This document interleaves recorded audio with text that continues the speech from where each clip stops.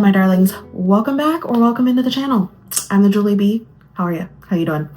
So you are here because you want to know about my worst and my best and worst books of 2024, which did 2024 like go by quickly for anyone else, or is that just me? Because I feel like 2024 just didn't exist. Okay, it went way too fast.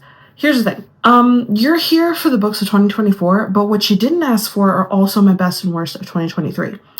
Because technically, I started filming vlogs for the channel in 2023, but it's 2025 now.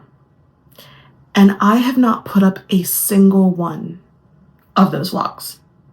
Not a one. Why? Couldn't tell you. Mainly just procrastination, mainly because mental illness, mainly because, just wasn't feeling it. I don't know. So basically you're going to get my best and worst of 2024, but I'm going to include 2023 because 2024 is a reading year. Disgusting. I only read 75 books this year, and in 2023 I read like 235, I want to say. Yeah, let's all cry about that together. We're going to talk about some books today, talk about my best, talk about my worst, and also like just my most disappointing, because I honestly don't have a lot of like worst books, but I definitely have some disappointing books. So let's get into it. Now, these books are not ranked in any particular order as far as like best, like what was the best, what was like the worst best, whatever. They're not really ranked in any particular order, but I will say that some of these are like higher up because I just love them and still think about them more. But honestly, if they made it on this list, they're here for a reason. So the first one we're going to start with for best books is the Defy the Night series by Bridget Kemmerer. This was actually my first YA series, like coming back into reading after 10 years, and I loved it. Oh my God, did I love it. I read this in 2023. There's also Defend the Dawn and Destroy the Day, and Destroy the Day I didn't actually finish. Not because I didn't want to, just because I just wasn't in the mood. This book is a little unfortunate because it is about basically a pandemic. And this book was released, I believe, during the pandemic, but she obviously wrote it before. So I don't think a lot of people really jived with this book when it came out because like it was just too real. There is an epidemic, I should say, going around this country. And there are these people, there's this kingdom that they are not really allowing the vaccine or the medicine to be delivered or distributed equally to people. Basically, like the rich get the medicine and then the slums get like whatever's left over. So our main character, Tessa, oh my God, I almost forgot her name. Tessa and her partner, her partner Wesley, working behind the scenes to deliver the cure or the medicine to the people, the poor people in their like sector. And they're kind of like little thieves, little rogues, basically. Tessa is basically an apothecary apprentice, and they're kind of fighting against like these rumors that the cure no longer works. So people are not really either believing in it or they're going and getting it like from bad sources. One day, Wes goes out and he's like treating some of their patients like without her, and he doesn't come back. And this is like a big fear for her. And she finds out that he's been killed. He's been hung and strung up in the main square. He goes to the castle. She gets caught by like the king's general, the king's like champion, conqueror. I forget what he's actually called, but he's like a big baddie. She gets caught by him, and I'm not going to spoil it, but like mayhem ensues. It's a really good book. It's so, like, I love the intrigue in it. I love the story. I love the world building. I love the romance. Like, it was good. And it's still good. And I still, like, think about this, and I definitely want to finish the third book. I'm probably at this point going to have to do a reread because I don't remember much of what happened in this book. But all I can tell you is that I loved it, and it's good. So, pick it up. Defy the Night. The next book we're going to talk about is kind of a, how do I want to say this? This a part of my thriller era, but its review is mainly colored by a book that I read before reading this, Gone Girl by Gillian Flynn. Talk about a fucked up mess. Talk about a mess. So this book is very old. I mean, you can tell that this has like been very loved. I picked this up secondhand, but it's been very loved. This woman, it goes missing on her birthday. I think her 25th birthday or something. She goes missing, and the entire town thinks like that her husband did it. And her husband, you get his point of view, and he's kind of like not saying that he didn't do it, and he's not saying that he did do it. So you're kind of questioning, like, did you kill your wife? And then like you come across her diary, or someone does, like somehow her point of view with her diary comes in, and things start to get a little questionable. Things start to get a little like, what happened to you, girly? Like what happened to you? And it becomes this like mind game of like, it's a whodunit, but the only suspect is her husband. I love this book for more than just the thrilling aspect. I think I talked about it. I did vlog this, and I talk about this in my vlog, that this book is more than just a thriller. This is and it's more than a character study. It's a study of society and feminism and this construct of marriage. It is a study of just how people are perceived, and how like marriage is perceived, and how it's believed to be, and the laws of marriage, and like how every marriage should have like this concrete code that can't be adapted, and like how when you get married you just become one entity and one unit, and it just doesn't work that way. So this is like a study. This book, when was this published? Because I feel like this book was like really ahead of its time. 2012. Pick this up because it really is it's a mind fucked, but also like if you're gonna read this, okay, you need to be tuned in. I always say that I'm not an intellectual reader, okay? And no shade to anyone who is, but I don't go into a book for like getting a message, okay? I just want a vibe. I want a vibe. I want to feel good or feel bad or whatever. If you read this book, you literally need to have your brain turned on. You need to be able to sit and focus, and you need to have no distractions, because the writing in this it's beautiful, but it's dense. It reads like a textbook, because there's a lot of sections of this book that it's like, and I think it was purposely done this way because of the diary aspect. There's a lot of sentences that are almost like run-on sentences, and there's just a lot of prose. There's a lot of analogy and metaphor, and just there's a lot in here. It's like poetry, okay? Because there's a lot to unpack, but I think it's supposed to be that way. So I think it was done really well. I think it was fantastic. I still think about this book. Literally, when I put this book down and went to go read another book, I couldn't actually focus on the book that I was reading because I just kept thinking about this. So go read it. Love it. Next up, we have a rather insane read, something that I never would have considered reading in my life if it weren't for hearing another YouTuber talk about it. And that is Tender as the Flesh by Augustina Bas. I'm gonna butcher that last name. This book. So this book is incredible. This is about a dystopian world where animals no longer can be consumed because they have like this mysterious illness or plague or something about them that will kill humans. So this world has decided that if they can't eat animals, instead of just all becoming vegetarians or vegans, they're gonna eat humans.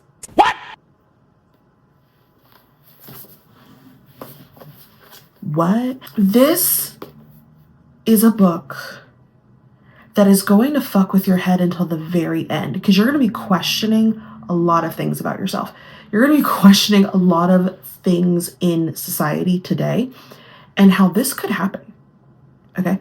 No joke. This could happen. You're going to be questioning so much about this character. because when you get to the ending, I'm gonna tell you what, I was not expecting that. This is a book where you learn about what people will do and how the government is going to handle the eating of other humans ethically. Because it's got to be ethically. Because you can't eat animals anymore. And it's really short. It's not that long at all. I finished this in an afternoon. But when I tell you, and I need to go back and annotate, I didn't have this at the time.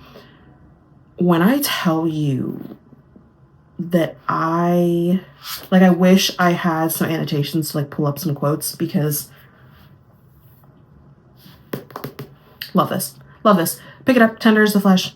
Good, yucky read. And the next book, listen. We listen and we don't judge, okay? I read this and I actually loved it. And I will say, though, that is the only book by this author that I probably will ever read and ever rate. I think I rated this like 4.5 stars. Verity by Colleen Hoover. I know. Coho? We don't like her in this house, really, but we like Verity. We love Verity. Listen, this book was my first thriller back in the reading world. And this book is about a woman named Lowen, who is a penniless little author. And her mother just died from cancer, who she's been taking care of for like several years. And she gets this book deal from this woman, Verity's husband, who has been in a severe accident and she's in a coma. And so obviously she cannot continue the book series that she's written. There are 3 more books that need to be written. And so Verity's husband contracts Lowen to write the last 3 books. And the stipulation is she has to go and live in their house. She has to go live in their house with their son and husband and Verity, who's in a coma in the upstairs bedroom. Bruh. And listen, crazy shit ensues because Lowen finds a manuscript written by Verity that that has some pretty damning things in it. So this was a fun time. Honestly, if you are new to thrillers like I was, or just getting back into reading, pick this up. It's not the most like brilliant thing I've ever read. Honestly, I think the reason I love this so much was because it's the shock factor of certain things in this. And like there is some like romance in this because Colleen Hoover is a romance author. Like she can't not write romance. I didn't give a fuck about that. We're not here for that. We're here for the thrills and the chills in this book. And I'm gonna be honest with you. If you've read this book, are you team manuscript or are you team letter? Because I am still. Honestly, so I said this in my vlog, because I also vlog this. I was team manuscript until I read the bonus chapter in the special edition, which I wish I had never read because it completely changed the book for me. So I will say that. If you finish this book and you like really love it like I do, don't read the bonus chapter. Don't do it because it'll ruin your whole life. Because it will just completely negate, in my opinion, it completely like retcons and negates this entire story. It just cheapens it. And you aren't left with that like, at the end. You're not left with like, You're just like, oh, okay. You still have a little bit of like the but like you're left with So, loved this book. Wish I hadn't read the bonus chapter. Pick it up. Verity, Colleen Hoover. Okay, so for the next book, though I said that these books are not ranked in any particular order of like best to least best, I do want to talk about some books that are on that I wrote some notes on that I don't have physically before I get into the next books that are on the floor in front of me. So the next book that I read that I loved so much was Twisted Hate by Anna Huang. I have her King of Sin series, which I have not read yet, but her Twisted series. Ooh, baby. So here's the thing. I read Twisted Love and I enjoyed it. Thought I loved it. Then I read Twisted Hate and I was like, I take back everything I fucking said. I had no idea what I was talking about. Twisted Hate, it's the third book and it is phenomenal. So I've decided that I actually don't like Twisted Love, but we'll get to that later. But Twisted Hate. First off, the main characters are named Josh and Jules. Okay? And Jules is from Ohio. Just at me, Anna Huang. Just at me, okay? So here's the thing. Josh and Jules. So Josh is the brother of the main character from the first book, which I forget her name. Tells you how much I really didn't like that.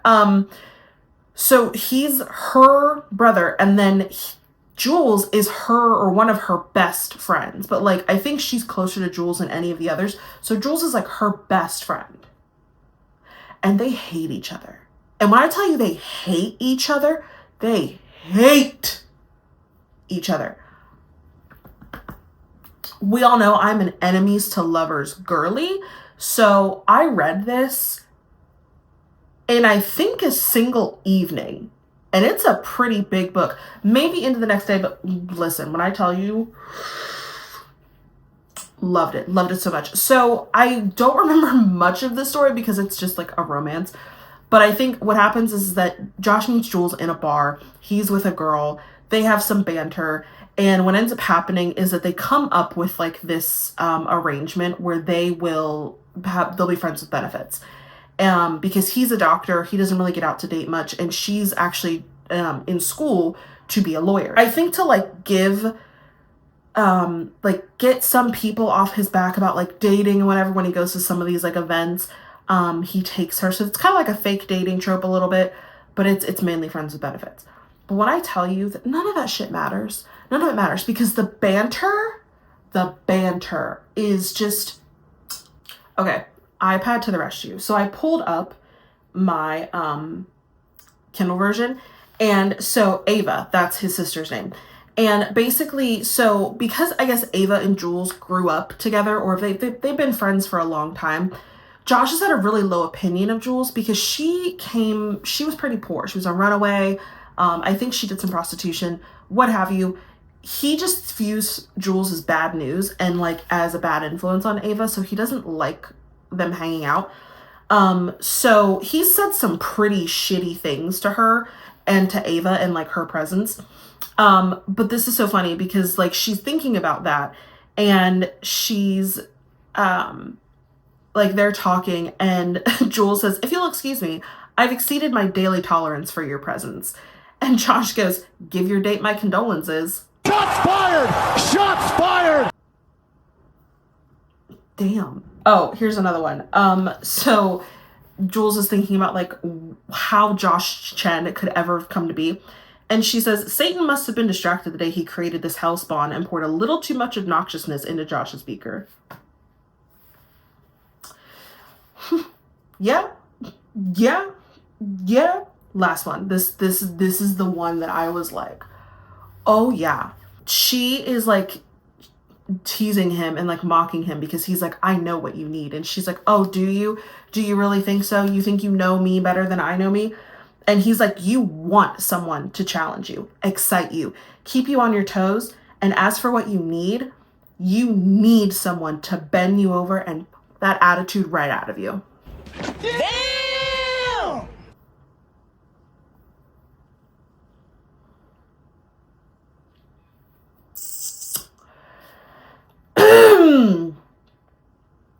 I Need Oxygen. Twisted Hate by Anna Huang. Read it, and love it as much as I do.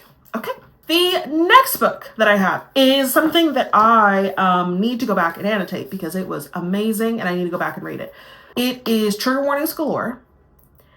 But it is something that I feel like is not talked about enough. And I feel like I should have put it higher up on this list. But again, I don't really have like a list. But that's Any Man by Amber Tamlin. This book actually, when I went to look this book up, The reviews for it are terrible. I'm sorry. Did we read the same fucking book? Because I don't think we did, sis. I don't think we did. Again, trigger warnings galore. So for sexual assault and for rape. This book is about a female rapist who only assaults and rapes men of any ethnicity, any socioeconomic status, any height, weight, whatever. Doesn't matter. Age, doesn't matter. And the media has taken to calling her Maud. I don't remember why that comes up, but basically she hunts for these men in bars and online.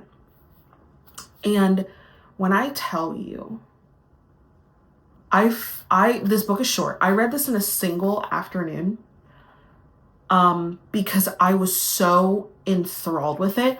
I started reading this on the recommendation from a YouTuber. I believe it was Katie Colson, actually. It was a lot.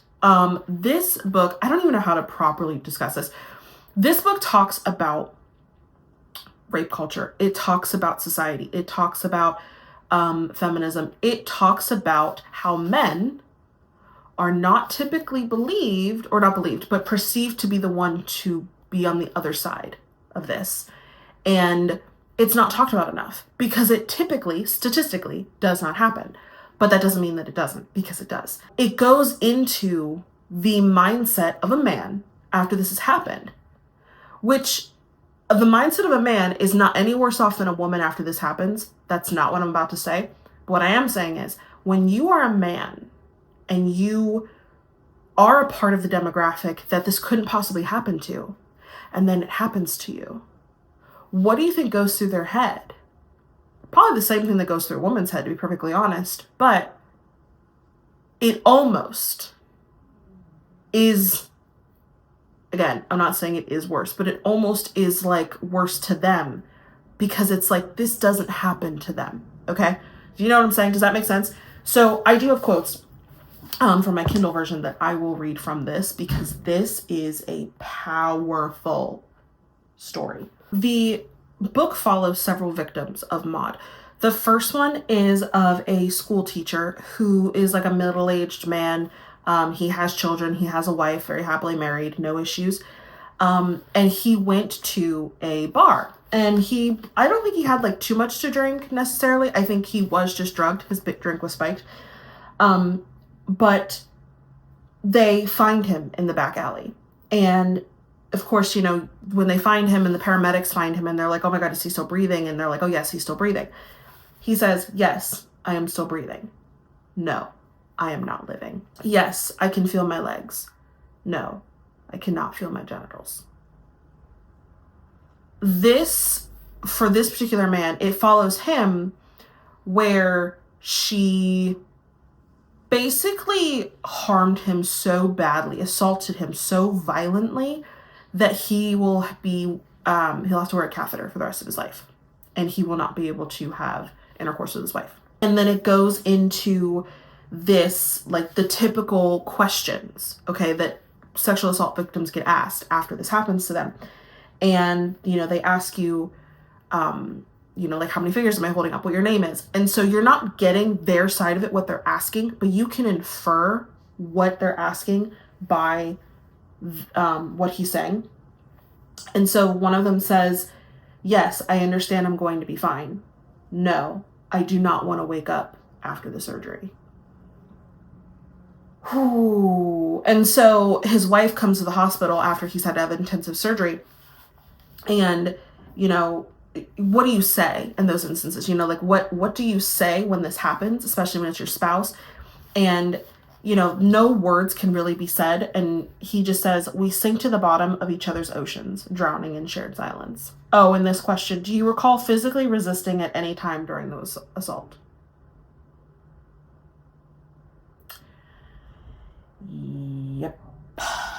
Yep. This one is really important, and this one is what made it like my best book of, probably this one is my best book of the year.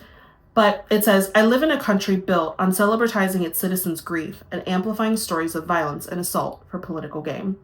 People who live through sexual assault are a crash on the side of the road, and the American media is nothing more than cars slowing down just long enough to take a peek. Here's the next one, and this will be like the last one I read. A country that says innocent until proven guilty, even though the proving of assault is nearly impossible. Tell me how you prove corrosion. Tell me how you prove the difference between being hit on and being hunted. How can you prove your arms were held down, your body was touched, your life was threatened if you ever told anyone? For people who have suffered violent sexual crimes, proof, the very act of proving, is more than just a burden. It is a boundless bearing, an eternity of futility.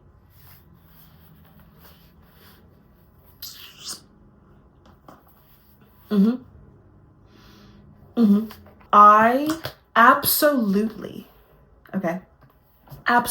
unequivocally love this book. I want more people to read it. I will be rereading this probably this year because I do want to annotate this book. Please read this because I feel like no one is talking about this, and all of the reviews that I have seen, people hate on this book for how it's written, what it describes. And I don't know if they're hating on it because they just didn't understand it, or if they're hating on it because they really don't like that she was brave enough, this author was brave enough to write a story about men being assaulted. Because I'm sorry to any women. I am a woman. I have been in this situation, unfortunately. But it does happen to men, and it can. And we need to talk about it. It can happen to anyone, okay? Like, this is not, in this instance, it is not men against women. It is people against monsters, okay? It is people against rapists, okay? So if you didn't like this book, I'm gonna need a thesis on why, because I genuinely just don't understand. The writing was stunning and beautiful, and of course, it's not big. Like, this author didn't sit here and be like, I'm gonna write a 400-page book about this. No. She came here, she wrote what she needed to say, and it is everything. Next books that we need to talk about that also I don't have physically. The first one is A Dowry of Blood by S.T. Gibson. Love it. So A Dowry of Blood follows the wife of Dracula as she's talking about, well, she never says Dracula. We never know that it's actually Dracula, but like, it's Dracula. Follows Constantina, I'm just gonna call her Constance, what that life looks like. And it's a very short book, and it's stunning. It's stunning. Because you're following, like, you know that Dracula had multiple wives. So, you know, you find Magdalena, and then you find, what was his name? Shoot. Well, he's not a wife, but he's like a husband of Dracula, I guess.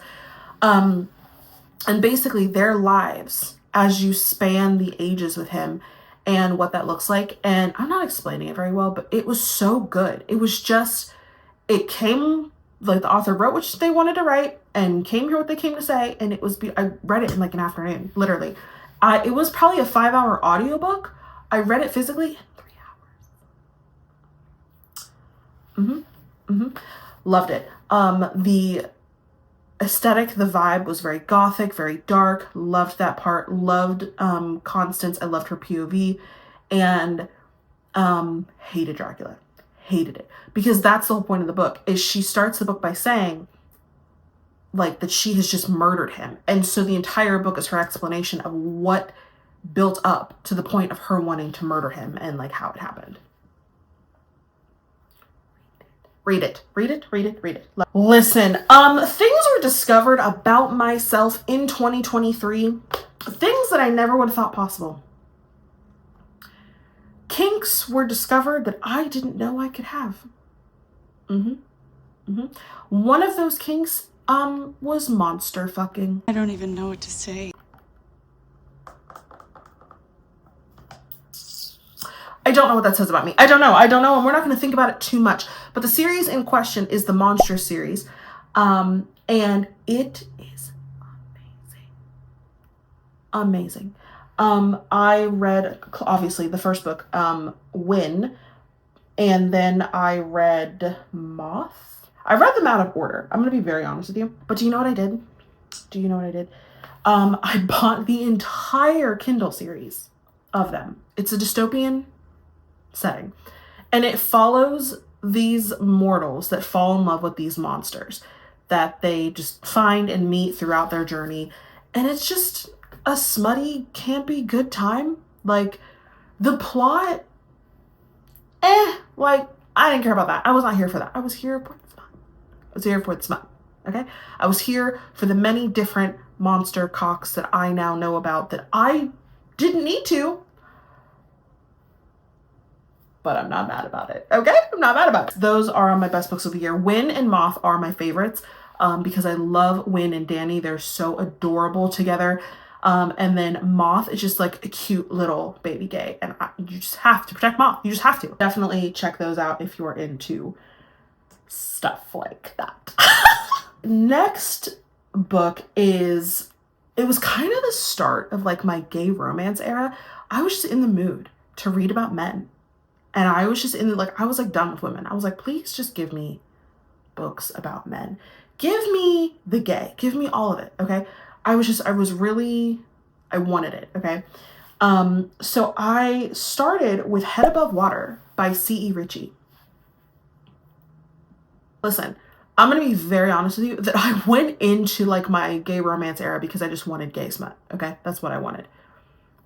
That is not what this book gave me. I mean, it did, but it gave me also heart palpitations, my eyes puffed up, my throat closed. I was upset. Okay. This book was stunningly written. It was beautiful. Corgiana. Like, put her in the Louvre. Put her somewhere. Put her on a pedestal. The book follows two men who, they are stepbrothers. And they've basically grown up together. I forget what age they were when their parents first married. Cannon is the older boy. Easton is the younger boy. Easton's dad died, left, don't remember. Cannon's mom died, cancer. Made his dad very like closed off from him, very aloof.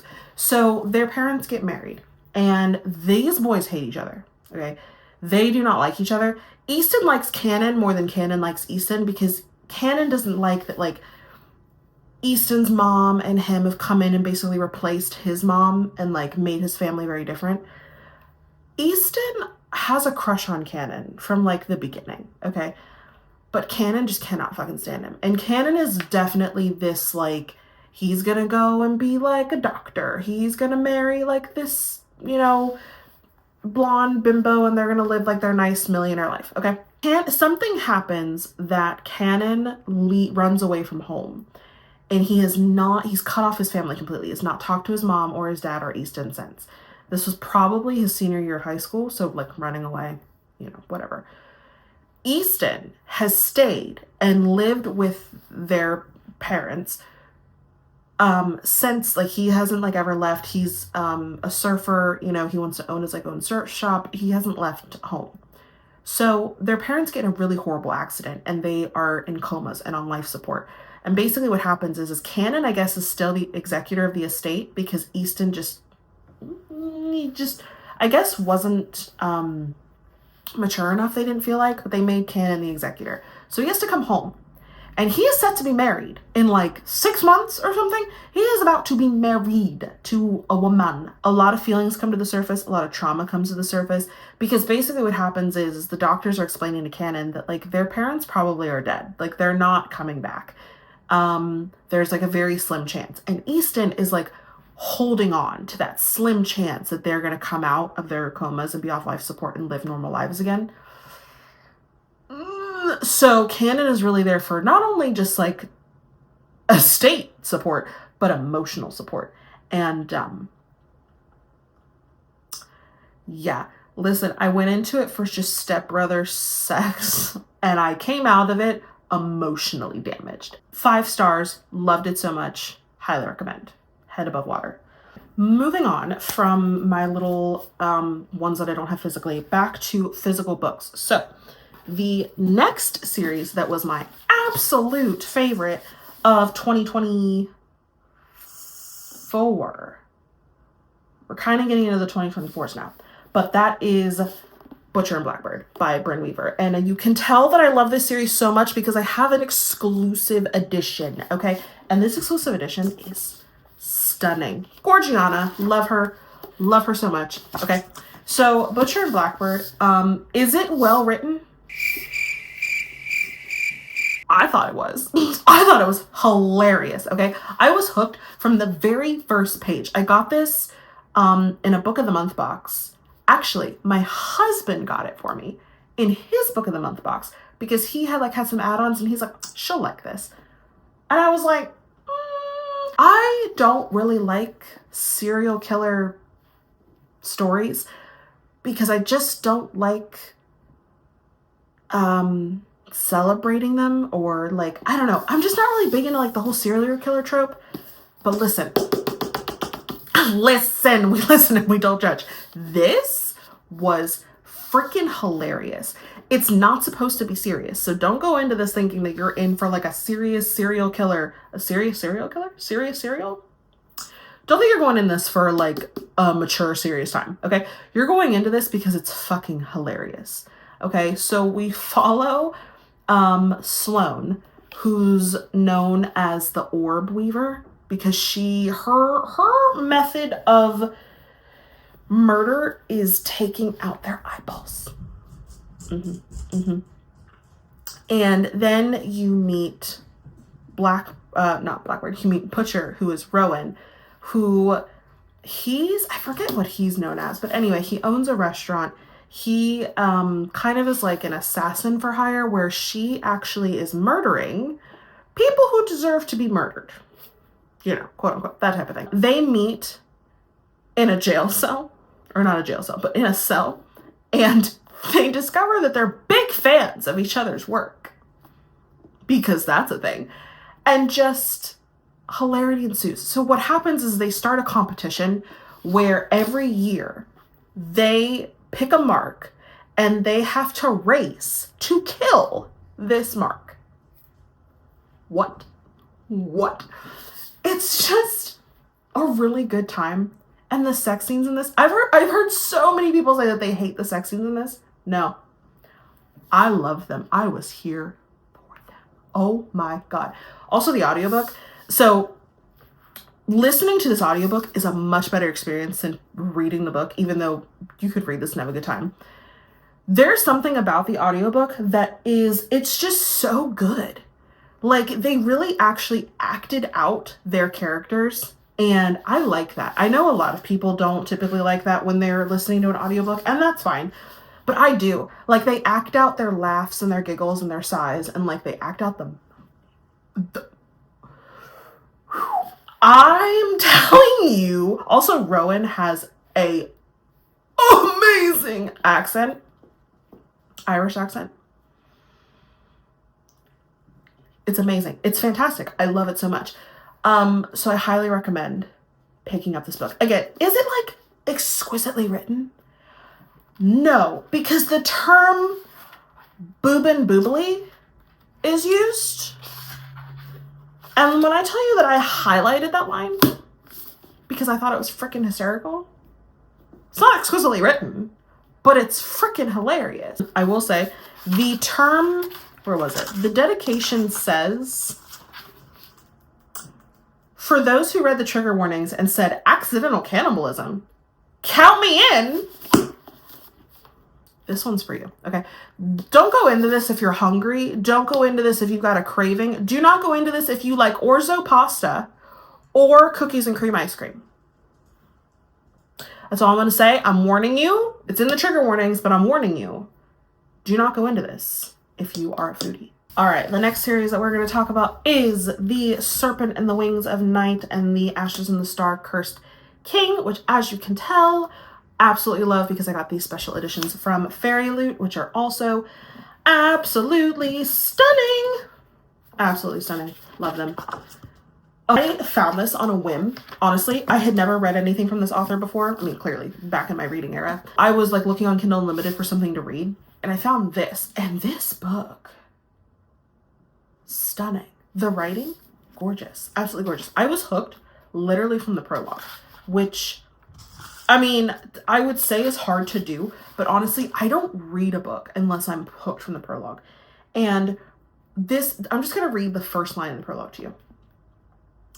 The king did not know then that his greatest love would also be his ruination, nor that either would come in the form of a tiny, helpless human child.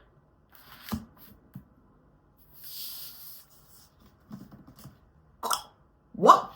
I read this in a single evening, and this book was not set to be released until the week after, like, I finished this.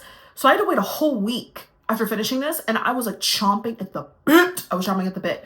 So this book follows Oriah, who is a human, and she is raised by Vincent, her vampire father. And in this society, I think this basically takes place, if it were to take place in like the real world, in like the Middle East. I got like a lot of Middle East vibes and culture, which stunning, absolutely love. And so basically what this book follows is Oriah is going to take place in the Hunger Games, but they're like not the Hunger Games. She wants to become her father's, I forget what it's called. It's been like a year since I've read these. Basically almost like her father's bonded, okay? Like his shield. Like once she kind of bonds with him, she gets all of his powers, or like a kernel of them, to be able to use. And that way she won't be such a liability as a human anymore living in a vampire world, because for obvious reasons, he has to protect her because she's a human, and like he is the king of vampires in this part of the kingdom. If she does that, she can ask Nyaxia, their queen, their goddess, any boon, and that's the boon that she would want, is I guess she would become immortal or become a vampire in a sense and become her father's like bonded. So what ensues is she meets the male love protagonist, Rain. They basically form an alliance to get through the trials together, which eventually obviously they'd have to turn on each other, but because she's human, battling against a bunch of vampires, she's kind of at a disadvantage. Although she has basically been trained, like Vincent's been training her whole life how to defeat vampires and how to fight them. So yeah, I really enjoyed this story. It was a different take on vampires that I really ate up. The world system, the politicking, it took me a minute to understand it, and I'm going to be very honest with you, I still don't quite understand it, but if I were to go back and read this, I would probably pay more attention, and I would like it, because I do know that when I was reading it, I was like, yeah, this is really cool, like, because it's very different. So I would highly recommend this. This book obviously is the sequel to it, and it follows up on the cliffhanger from this book. I'm holding it upside down. What the hell? Absolutely love this series. The third one just came out. And then the fourth one and the fifth, I think there's like several books. There's also a novella.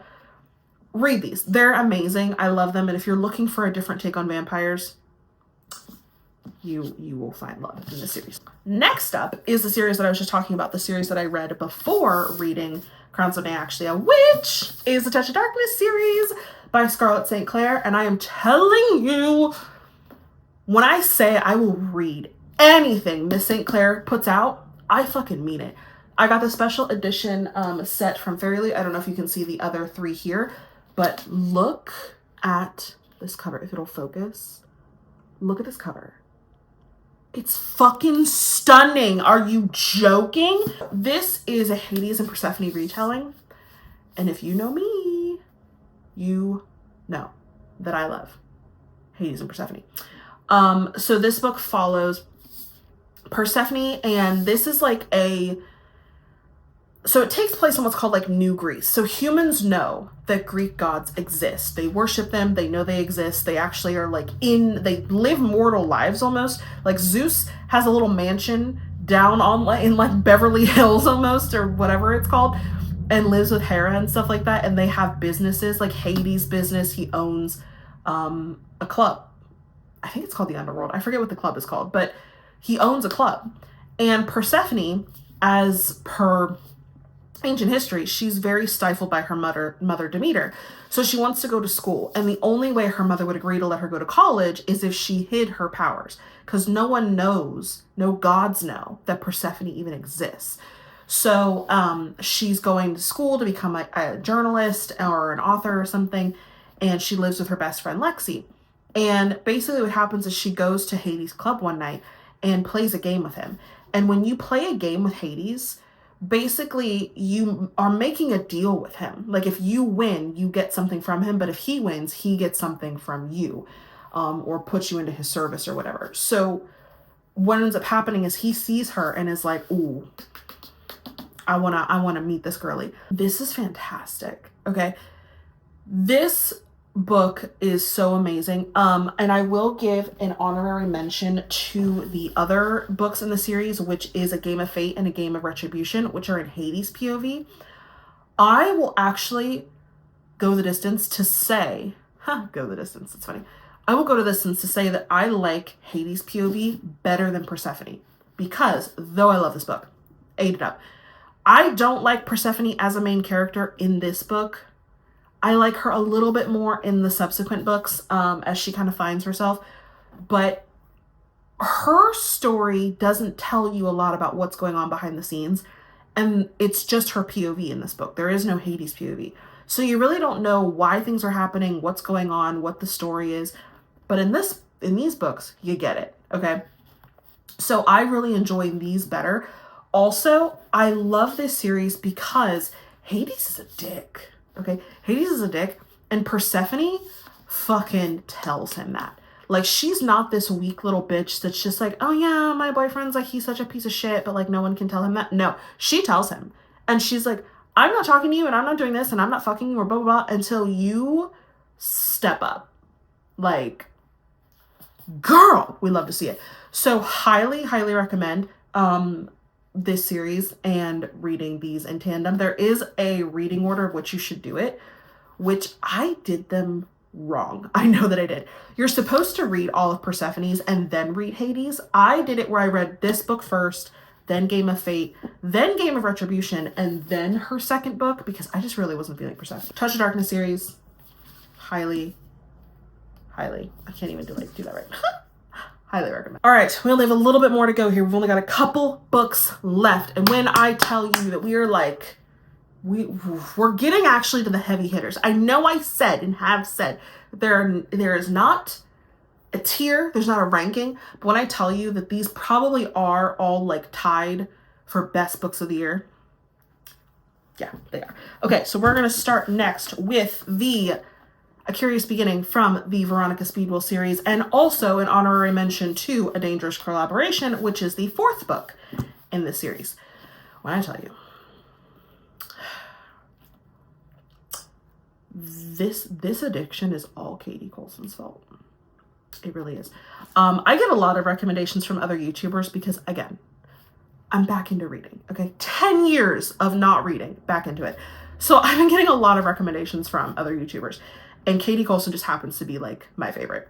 But look at the tabs. Look at the not on this one, sorry, but like look at the tabs on freaking A Dangerous Collab. Like, stunning, amazing, fantastic, wonderful. This book is about Veronica Speedwell in 1887 in London, who is a lepidopterist or a butterfly hunter, and she is so ahead of her time. She is very open-minded, very feminist, very she is single as a Pringle. She don't need no man, she don't need no children. And basically she meets this man named Revelstoke Templeton, Maine, who is a taxidermist of like rare, exotic, at that time would be rare and exotic species. And they always seem to find themselves in the most wackadoo, crazy... Are they all murder mysteries? Yes, they are. They're always a murder mystery. Always. So, basically, the meat of the story, the plots of these stories do not matter, okay?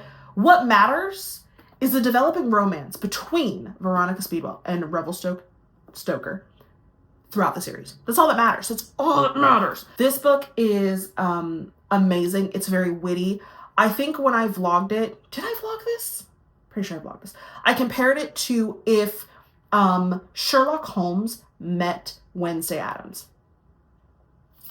Literally. That is how I would say to someone who's like, what's that series like? I'm like, if Wednesday Addams met Sherlock Holmes. It is so good. It is very witty. The banter is amazing. Veronica is this, like, she is such a know-it-all, and she is so, like, not arrogant, but like borderline. Like, she's got a big ego, and so does Stoker too.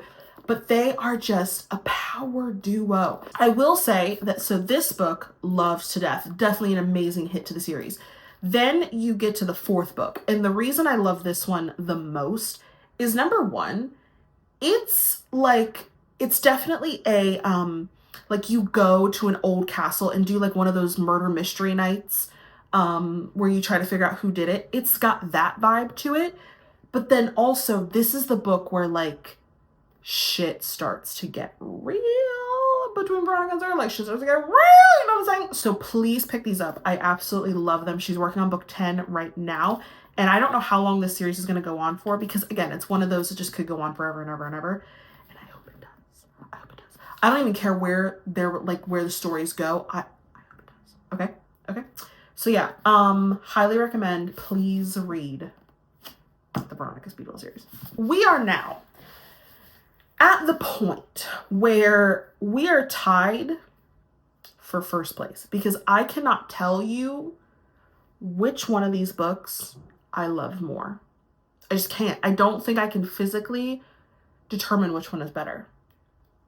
If I thought about it enough, maybe. So we're just going to start with the one that's sitting in front of me, which is Wild Heart by April Jade.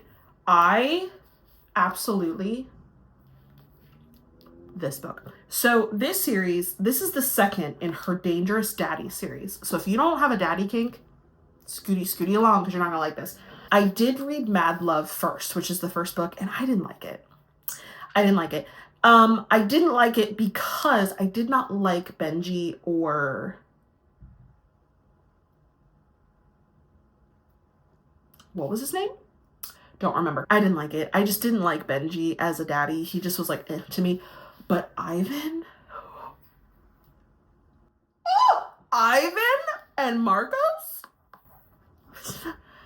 How do I talk about this series? Okay, so full disclaimer, okay? I will read anything Miss April Jade writes, okay? These books, if you are wanting an intellectual read, just keep on walking, boo-boo. If you don't like the daddy kink, just keep on walking, boo-boo. Also, this book, gay! It's fucking gay. It is so gay. Oh, I love it so much. This series is the Dangerous Daddy series, and the daddies are part of the mafia. Benji, from the first book, is like the leader of this sect of the mafia, okay? Pretty sure it's mafia or some such thing, okay? They find these boys, and boys, they're men, but like they are very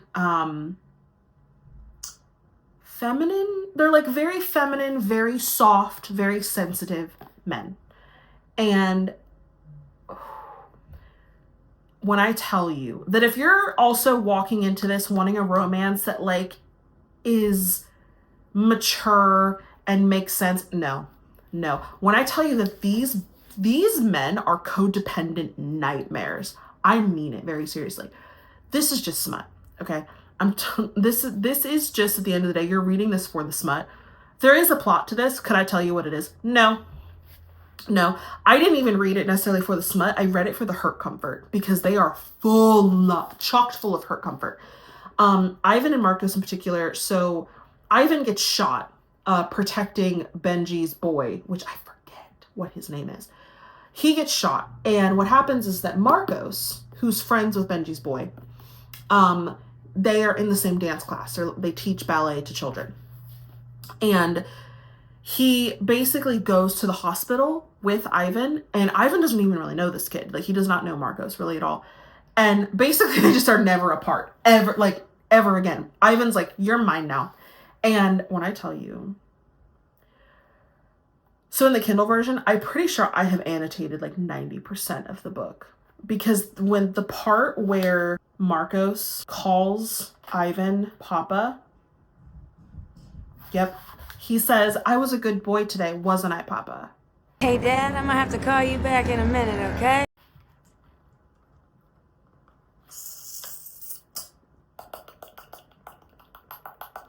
melted to the floor. So here's the thing. Again, if you're not into the daddy kink, you're not going to like this. Also, if you're not into, because this is borderline little kink. If you're not into the little kink, you're not going to like this. Okay. These boys are not littles. I will say, like, I will stress, they're not littles, but it's like borderline there. I love it. It's so good. It's so good. Again, it is not going to win any prizes, but it wins a prize for me. I have read this 6 times.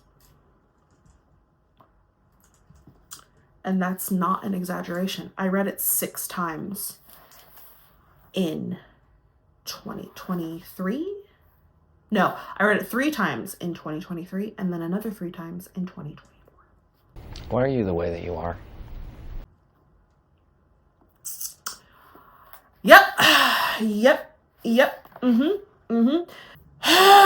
Anyway, love it. Please read it. So now we are on, I'm like running out of sunlight, by the way. Like it's almost, I think it's like 4 p.m.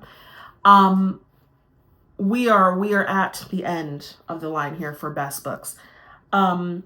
This series, this is probably going to make a lot of people mad. Maybe not. I don't know. It's not that serious. Book. Just this particular book that we're about to talk about is insane.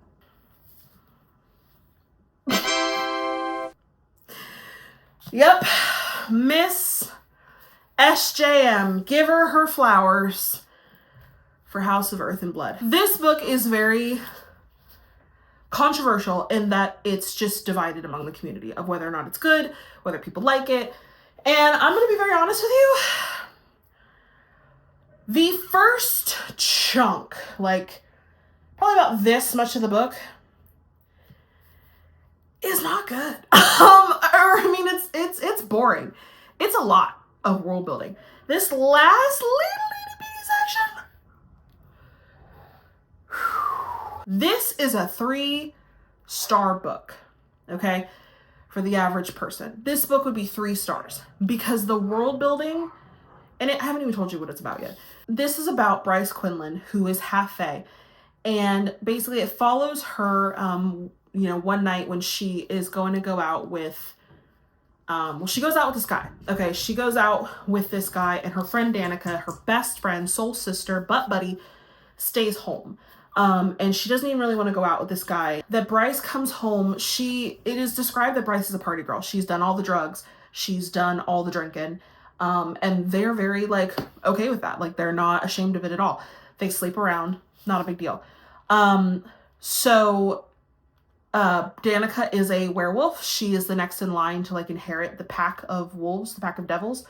And basically it's pack night. She spends time with them on pack night. It's non-negotiable. So what ends up happening is her and Bryce live together. She stays home with her pack. Bryce comes home and is very drugged, very drunk. And she walks onto the scene. This is not a spoiler because it happens in literally like the first, 10 pages, 20 pages. Danica's dead. What? Murdered, straight up murdered, mutilated, as is the entire pack of devils. So basically it follows Bryce and the aftermath of her best friend being murdered. Here's the thing. This book is 3 stars to the average person. For me, it was giving 2 to 3 star energy for 90% of the book because it is world building to filth. It's too much exposition. It's too much info dumping. It's just a lot. And you really are not taking it all in. It does even out after about probably the 50% mark. But here's the thing. I am one of those people that if I hear someone say, just get to the 70% mark and you'll love the book so much because it picks up and it's better. No, okay? I hate that. I really do. Unpopular opinion, but if you tell me that I need to read to page like, I don't know, how many pages are in this fucking book? 700 something? If you tell me I need to get to page like 600 to like this book, the book's practically over. I'm not, what do you mean? Here's the thing. I agree. In this instance, I agree. Sitting in my bedroom reading while my husband was sleeping, I had to leave the room to go sob in the living room because I could not stop crying. And I'm not even joking. Like, I have never, ever had such a visceral reaction reading a book. And I don't think I ever will again. I've reread this twice and listened to the dramatized audiobook. I still have a visceral reaction to it. It talks about friendship in a way that people don't talk about friendship. When you talk about someone as close as Bryce and Danica are described to be, you automatically think, oh, they're lovers. Even if it's like the same gender, they're lovers.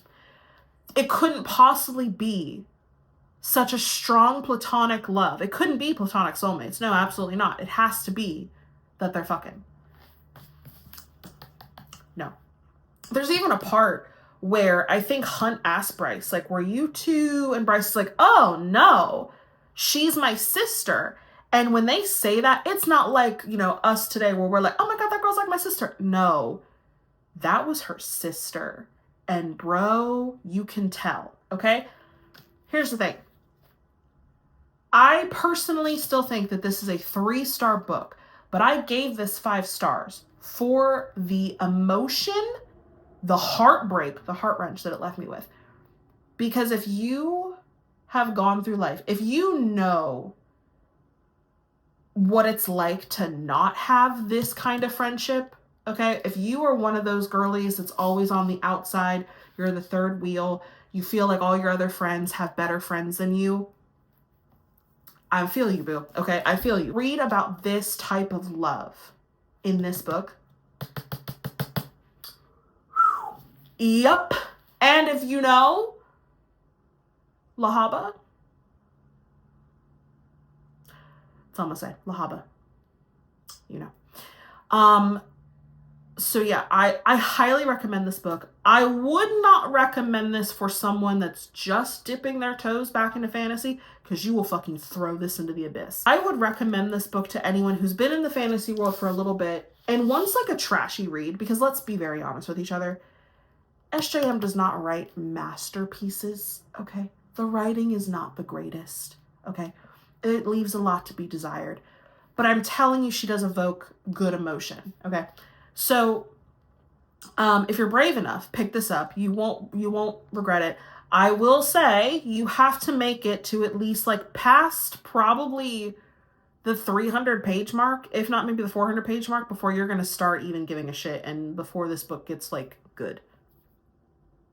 I hate to say it, because I hate to be told that, but genuinely, you're not going to enjoy this book until after the first 300 pages, because the first 300 pages is just fucking world building and building of the relationships of, you know, Bryce and the other characters. That segues into the kind of honorable mention that I have, which is House of Flame and Shadow, which did just release last year in 2024. I did vlog this.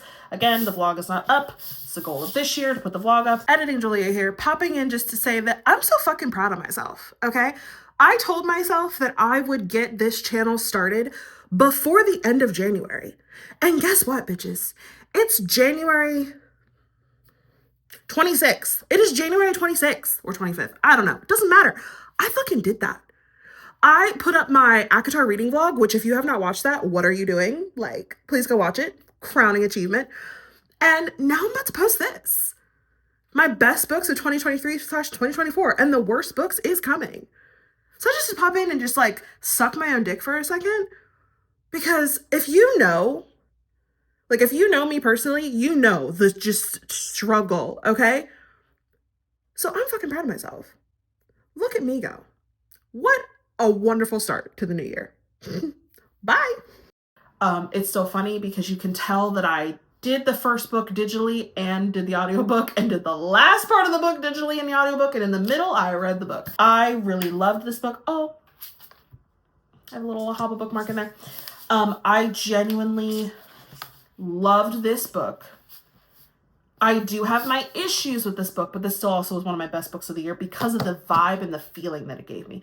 See, the thing to know about me is when I rate best books, I don't necessarily rate them off of how exquisitely they're written.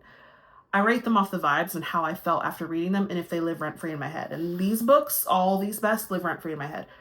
This one was amazing. I think this was so much more amazing because I was coming into more of the booktube space. I joined Instagram threads for the first time. I met so many people. I started, I joined Fable, the new book app that came out last year, or maybe it's been out for a little while. I met so many incredible people while reading this book, and it connected me with so many others that love SJM and love this series. And I think that's what made this so much more like impactful for me. This was all gas, no brakes for like the first 40 chapters. I was gooped, I was gagged, I was like, you know, I loved it. Are there problems in this book? Oh yeah, there's problems in this book. Absolutely. I do talk about it in my vlog, but I genuinely loved this reading experience so much that I had to put this on one of my best books of the year. So that is that, and that, we're done. That's like the end of the video. Holy crap, that was as less painless as I thought it was going to be. Yeah, that's all my best books of the year. Thank you so much for being here. Thank you so much for watching. This probably will be the first vlog that goes up on the channel, because like if I don't put this up on the channel this year, that's gonna be real weird. So I have to get this up. But yeah, thank you so much for being here. Thank you so much for watching. Coming back to YouTube is a really interesting experience because you probably don't know, but I was on YouTube before as the Mystic Nymph. I used to stream games. I used to play games. My channel is still there. I'm not going to take it down. But coming back to the internet after being away from it for like 3 years, because I have taken a big backseat from social media. I'm not really on social media, and I would like to stay that way. I'm not really out in the world, period. So coming back to this space is really interesting, and like vlogging again, talking again, editing again. I got to relearn my editing software. It's crazy. I'm gonna have to relearn like YouTube again and all of its like inner workings and stuff. Not excited about that, but yeah, it's just very fun, and I'm very excited, and I'm happy that I'm doing this. So if you like what you see, please like the video, hit subscribe, because I will be posting at least once a week. I cannot promise consistency because this brain, she ain't consistent, but that's okay. So yeah, if you like what you see, subscribe, and I will see you next time.